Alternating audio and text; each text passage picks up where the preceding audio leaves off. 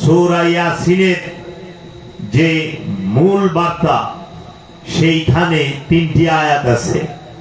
In কানাত ইল্লা সাইহাতু ওয়াহিদাতান ফাইজা হুম জামিউল লাদাইনা মুহদারুন ওয়া নুফিখা ফিস সূরি ফাইজা হুম মিনাল আযদাসি ইলা রাব্বিহিম ইয়ানসালুন قالوا يا ويلنا من بعثنا من مرقدنا هذا ما وعد الرحمن وصدق المرسلون। এই ইনসানের মধ্যে নফসটা ছেদ হয়ে আছে, এই নফসকে দেখতে বলা হয়েছে, এই নফসের পরিচয় জানতে বলা হয়েছে। যাহারা মনে করে এই দেহটাই আমি, তাহারা ভুলে আছেন। এই দেহটা কখনোই আপনি না, এই দেহটা আপনার পোশাক, আপনার লেবাস, আপনার কবর হাকিকি। কারণ কুরআনুল কারীমে রব্বুল আলামিন বলছেন হুয়াল আউয়ালু ওয়াল আখিরু ওয়াজ যাহিরু ওয়াল বাতিন। আল্লাহ রব্বুল আলামিন স্পষ্ট কোরআনে বলেছেন আমি আদি, আমি অনন্ত, আমি প্রকাশ, আমি গোপন। জাহের বাতেন সবকিছুর আছে। মানুষের জাহের হচ্ছে দেহ, মানুষের বাতিন হচ্ছে নফস। জাহেরি রহমত আছে, বাতিনি রহমত আছে। জাহেরি নিয়ামত আছে, বাতিনি নিয়ামত আছে। জাহেরি রিজিক আছে, বাতিনি রিজিক আছে। জাহেরি কবর আছে, বাতিনি কবর আছে। তাই তো আল্লাহ রাব্বুল আলামিন রাহমাতাল লিল আলামিনের মহাপবিত্র জবান মুবারক দিয়ে যে মহাবাণী, ইখলাসের বাণী, ইখলাস মানে নির্ভেজাল তৌহিদ। নির্ভেজাল তৌহিদ মানে যেখানে শুধু আল্লাহ আছে, আল্লাহর ইচ্ছা আছে, আল্লাহর হুকুম আছে, আল্লাহ ছাড়া অন্য কোনো কিছুর অস্তিত্ব যেখানে নাই, অন্য কোনো ইচ্ছা যা যেখানে নাই, তাকেই বলা হয় নির্ভেজাল তৌহিদ, ইখলাস। ইখলাসের বাণী কি? কুল হুয়াল্লাহু আহাদ আল্লাহুস সামাদ। কুল বলে দিন আল্লাহু আহাদ, আল্লাহ হচ্ছে আহাদ, অখণ্ড, অদ্বিতীয়, স্বয়ংভূ সত্তা। আল্লাহ ওয়াহিদু, আল্লাহ আহাদু। ওয়াহিদ মানে আল্লাহ এক, আহাদ মানে আল্লাহ একক। এক আর একক। এককে বলা হয় ওয়াহিদ, আহাদ, একককে বলা হয় আহাদ। আল্লাহর দুটি রূপ, একটি ওয়াহিদ রূপ আর একটি আহাদ রূপ। আহাদ রূপী আল্লাহ সমস্ত কিছু করেন, হেদায়েত করেন। আল্লাহ আহাদ রূপ ধারণ করে, রূপ উৎকার করেন আল্লাহ আহাদ রূপ ধারণ করে। রিজিক দান করেন আল্লাহ আহাদ রূপ ধারণ করে। আল্লাহ সৃষ্টি করেন আহাদ রূপ ধারণ করে। যে আল্লাহর আহাদ এবং ওয়াহিদ রূপের ভেদ বুঝতে পারে নাই, সে সত্য থেকে অনেক দূরে আছে।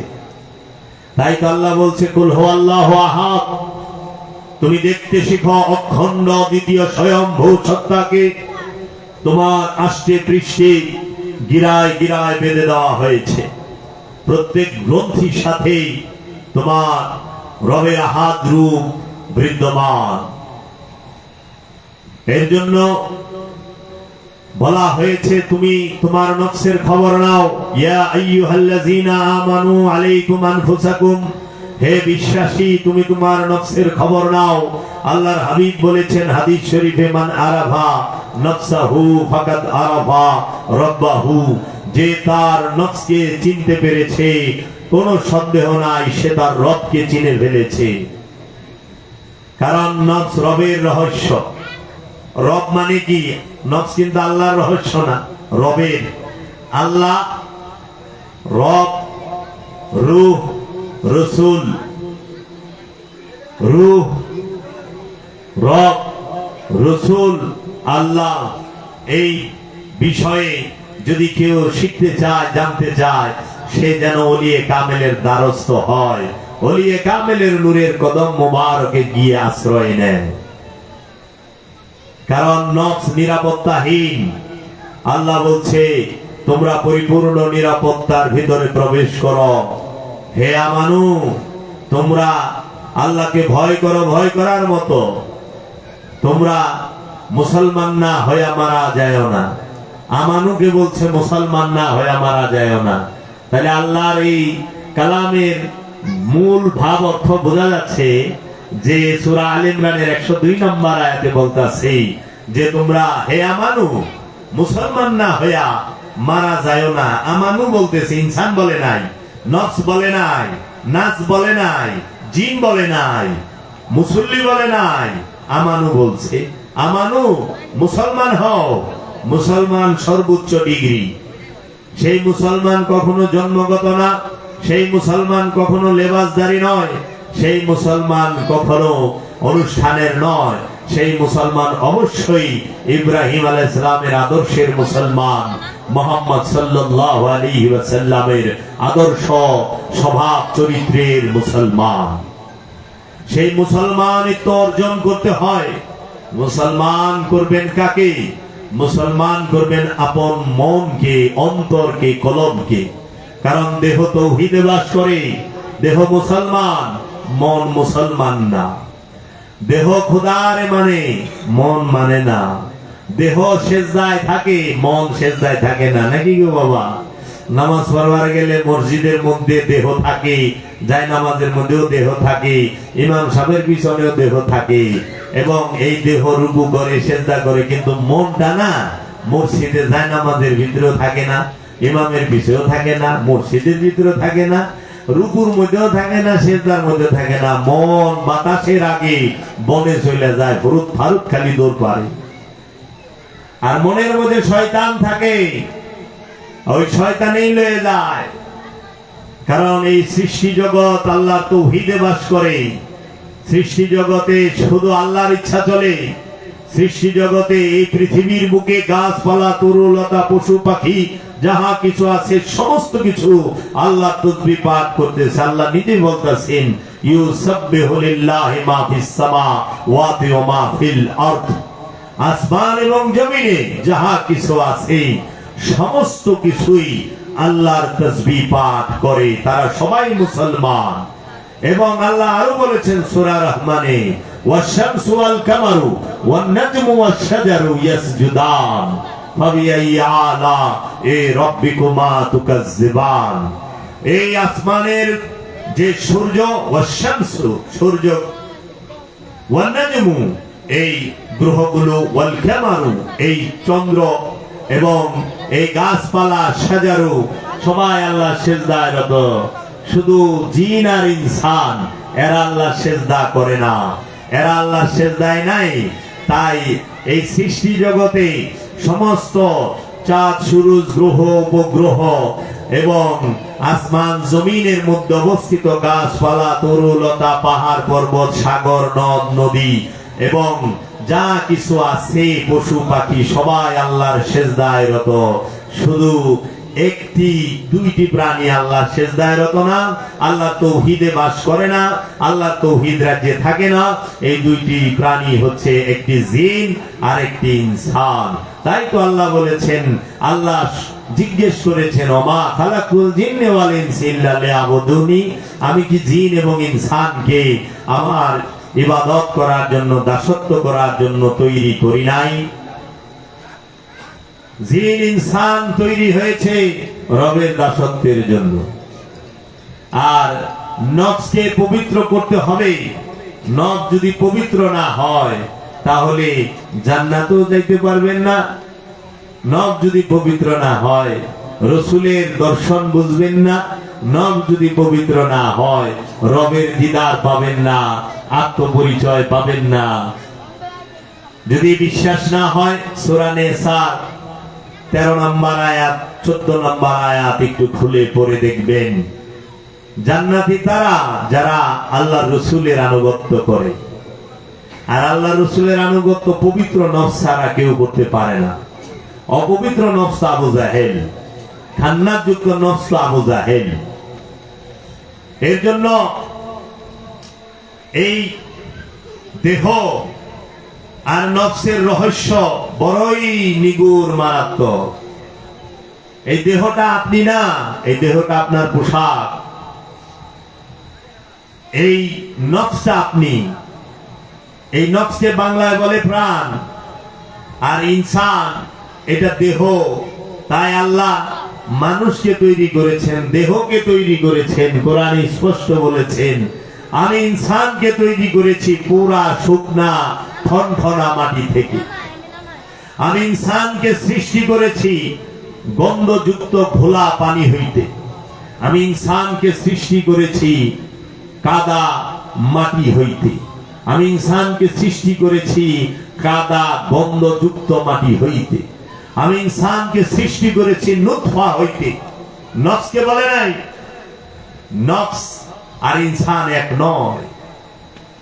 এই রহস্য বুঝতে গেলে পৃথিবীর সর্বশ্রেষ্ঠ ওলিয়ে কামেল কালান্দার বাবা জাহাঙ্গীরের কদম মোবারকে আশ্রয় নিতে হবে। যে কি রহস্য, কিয়ামত হবে কোথায়, মারা যাবে কে, মৃত্যু কার জন্য? কুল্লু নাফসুন যায়কাতুল মাউত, প্রত্যেক নফস মৃত্যুর স্বাদ গ্রহণ করবে। আর কিয়ামত শুরু হবে কার উপরে?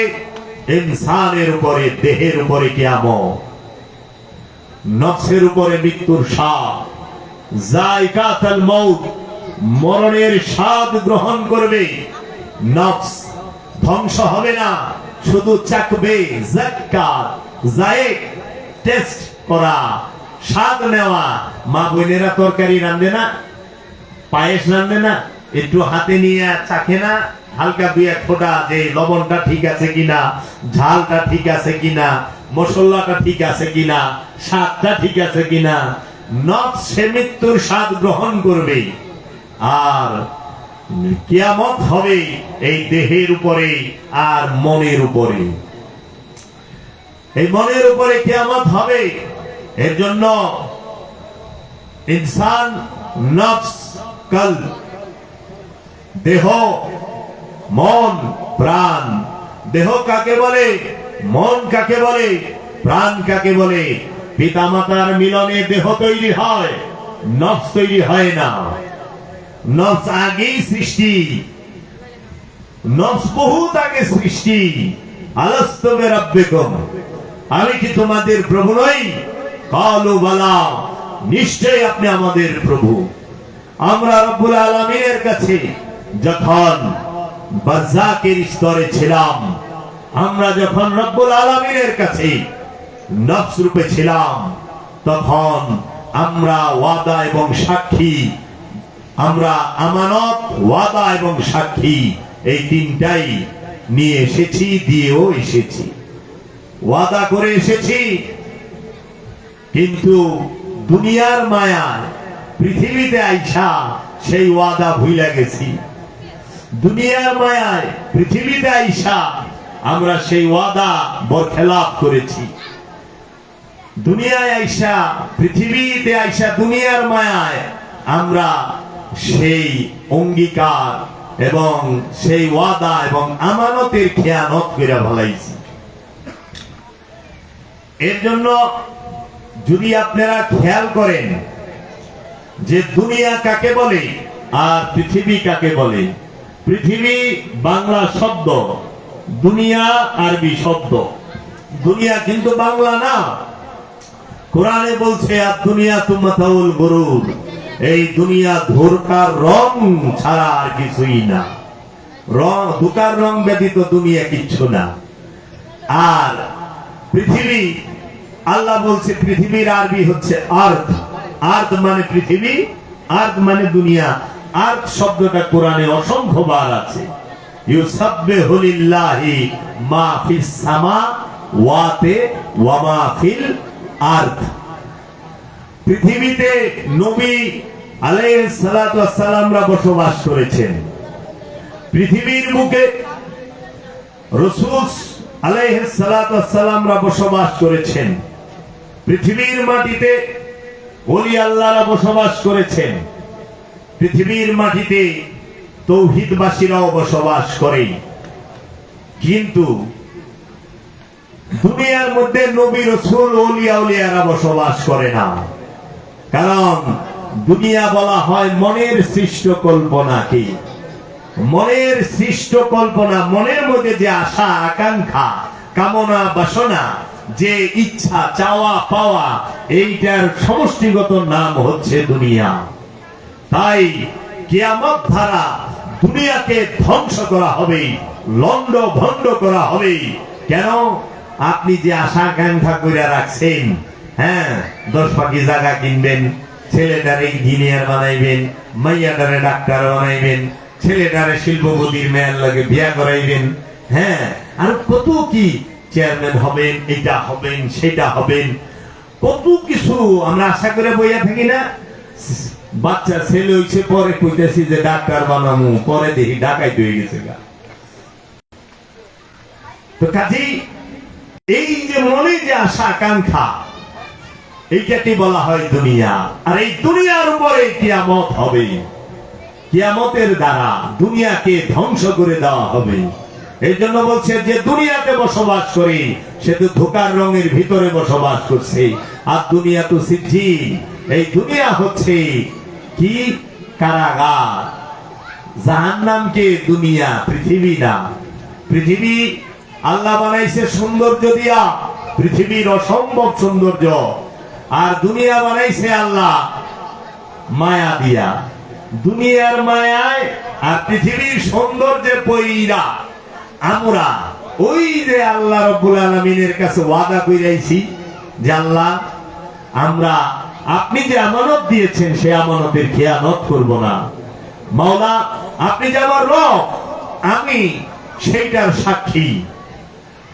আল্লাহ রাব্বুল আলামিন এই আদম যে আমার রাসূল, আদম সে যে আপনার খলিফা, আদম সে যে আপনার চেহারা, আদম তাকে যে আপনি নিজ হাতে তৈরি করেছেন, আমরা সেই আদমের অনুসরণ করব, আমরা সেই আদমের আনুগত্য করব, আমরা সেই আদমকে মহব্বত করব, আতাআত করব, আদমের নিসবতে থাকব, আদমের সোহবতে থাকব, আদমের আতাআতের ভিতরে থাকব।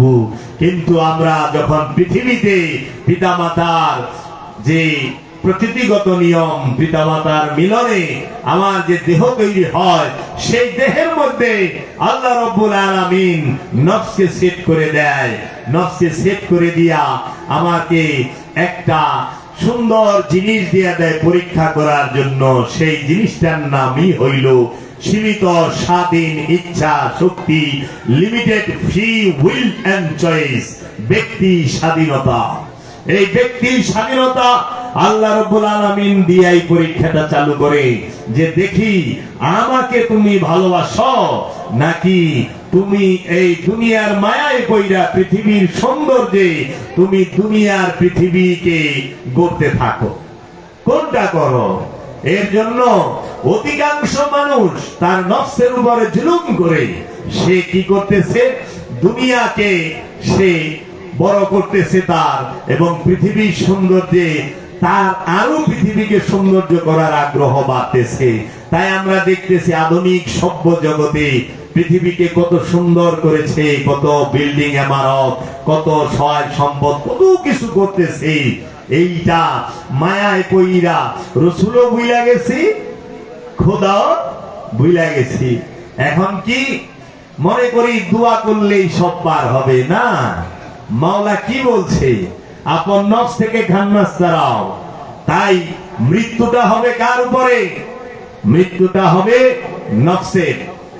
কুল্লু নাফসিন যায়িকাতুল মাউত, প্রত্যেক নফস মৃত্যুর স্বাদ গ্রহণ করবে, স্বাদ গ্রহণ করবে, ধ্বংস হবে না। আর কিয়ামত হবে দেহের উপরে, ইনসানের উপরে। ইন কানাত ইল্লা সাইহাতাও ওয়াহিদাতান, একটি মাত্র বিকট আওয়াজ হবে, সাআত হবে, যে বিকট আওয়াজে এই দেহ থেকে নফসকে বিচ্ছিন্ন করে দিয়ে তোমাকে দেখানো হবে যার মায়ায়, যার সৌন্দর্যে পইরা বিভোর ছিলা, সেটা তুমি নও, সেটা তোমার হাকিকি কবর, আসল কবর। নফস যেখানে থাকে সেটা আসল কবর।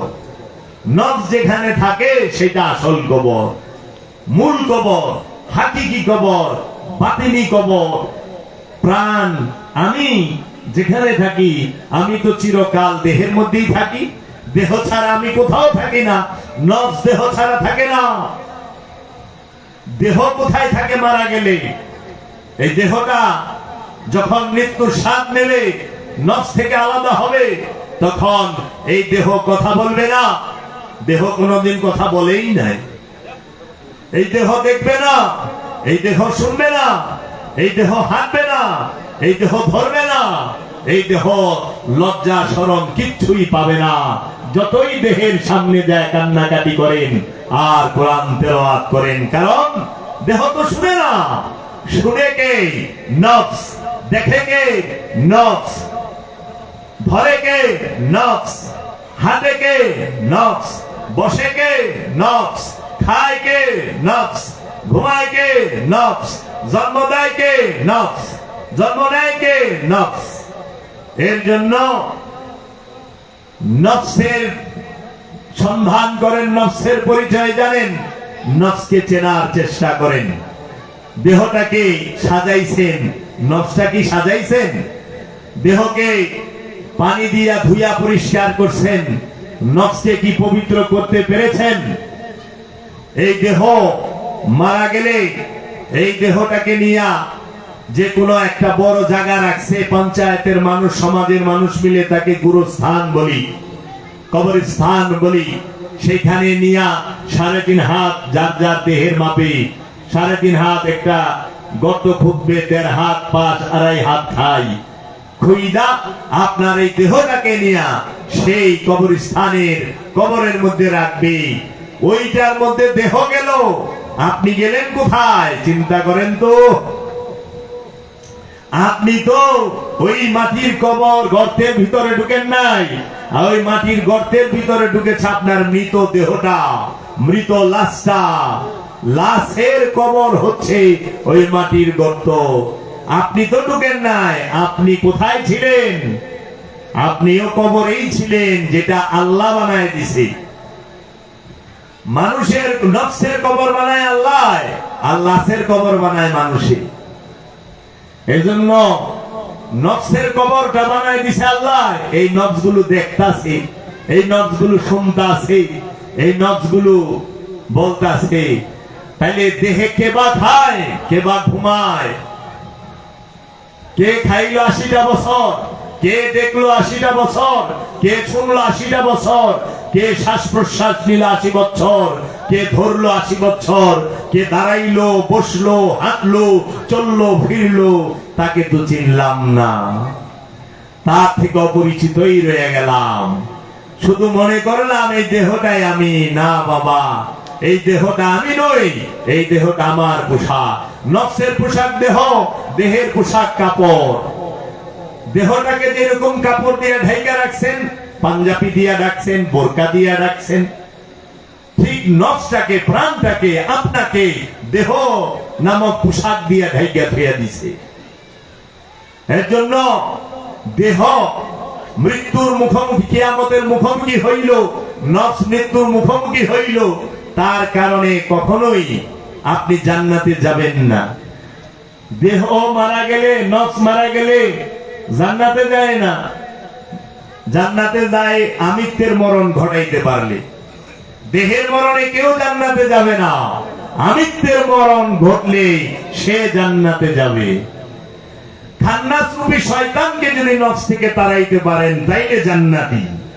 কারণ খান্নাস রূপী শয়তান নফস থেকে বিতাড়িত হইলে, বিদায় গ্রহণ করলে, অথবা মুসলমান হইলে, তখন সেই নফসকে বলা হয় নফসে মুতমাইন। আর নফসে মুতমাইনকেই বলা হয়েছে, সুসংবাদ দেওয়া হয়েছে, ইয়া আইয়াতুহান নফসে মুতমাইন্না, হে পরিতৃপ্ত নফস, শান্ত নফস, তুমি তোমার রবের দিকে নিজের ইচ্ছায় ফিরে এসো। নিজের ইচ্ছায় ফিরে আসতে হবে। রব গার ধরে আনবে না। ইয়া আইয়াতুহান নাফসে মুতমাইন্না ইরজিই ইলা দিকে রব্বিকে রাদিয়াতাম মারজিয়া, নিজের মর্জিতে নিজের রেজায় তুমি রবের দিকে ফেরত আসো। এর জন্য তাহারাই ওলি মানে যাদের নিজের নফসকে পবিত্র করার ইচ্ছা আছে, আল্লাহর বান্দা পরিণত হওয়ার ইচ্ছা আছে, যাদের জান্নাতের সুসংবাদ পাওয়ার ইচ্ছা আছে, তারা নিজের ইচ্ছায় রবের দিকে ফেরত আসে। তখন বলতেছে ফাদখুলি, সুতরাং দাখুলি প্রবেশ করো, ফি মধ্যে ইবাদি, আমার বান্দা আমার দাসের মধ্যে, দাসের কাতারে প্রবেশ করো, ওয়াদখুলি, এবং প্রবেশ করো জান্নাতি, জান্নাতে প্রবেশ করো। এর জন্য যে পর্যন্ত আকাঙ্ক্ষা আছে নফস তৃপ্ত না, যে পর্যন্ত ইচ্ছা আছে নফস তৃপ্ত না। এর জন্য সকল কামনা বাসনা মোহমায়া এটা খান্নাস রূপী শয়তানের, এটা কখনোই নফসের না। এর জন্য মনের একটা খাসিলত, প্রাণের একটা খাসিলত, দেহের একটা খাসিলত। আপনি কোন খাসিলতে আছেন? এই দেহে যে খাসিলত, এটা জীবের স্বভাব।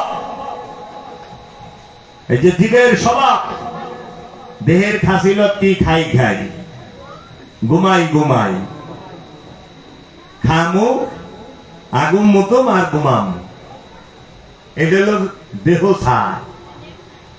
নফসের খাসিলত কি?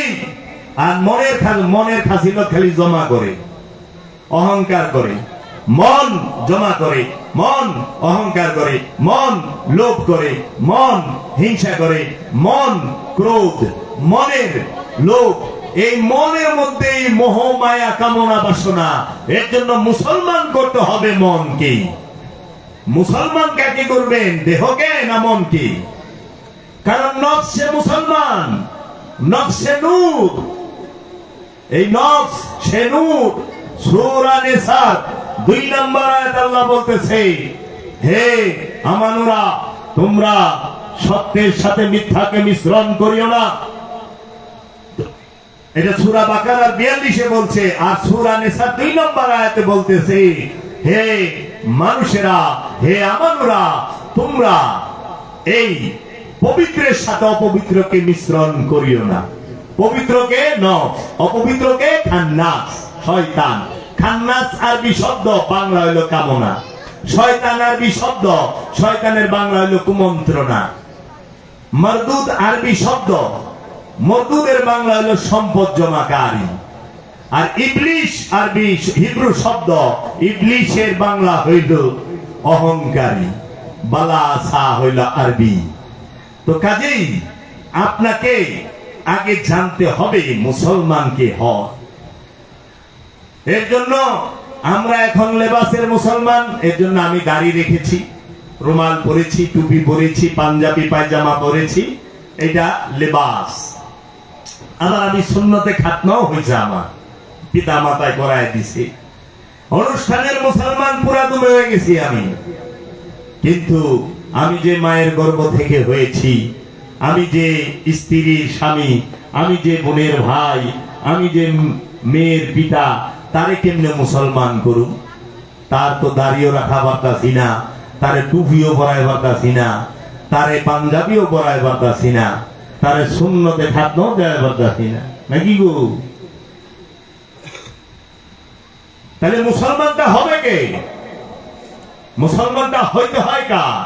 ওইটা অনুষ্ঠান করলেন। এই যে লেবাস, একটা দল খালি ছেলেরা করতে পারলো, শুধু ছেলেরা করলো, মেয়েরা মুসলমান হইতেই পারলো না জীবনে। তাহলে মেয়েরা মুসলমান হইব কেমনে? নাকি ছেলেরাই শুধু মুসলমান হইবা? তৃতীয় লিঙ্গ হিজরা যারা, তারা মুসলমান হইব কেমনে? আচ্ছা, আরেকটা হলো জন্মগত মুসলমান। এটা তো লেবাসগত মুসলমান গেল, জন্মগত। পিতাও মুসলমান, মাতাও মুসলমান।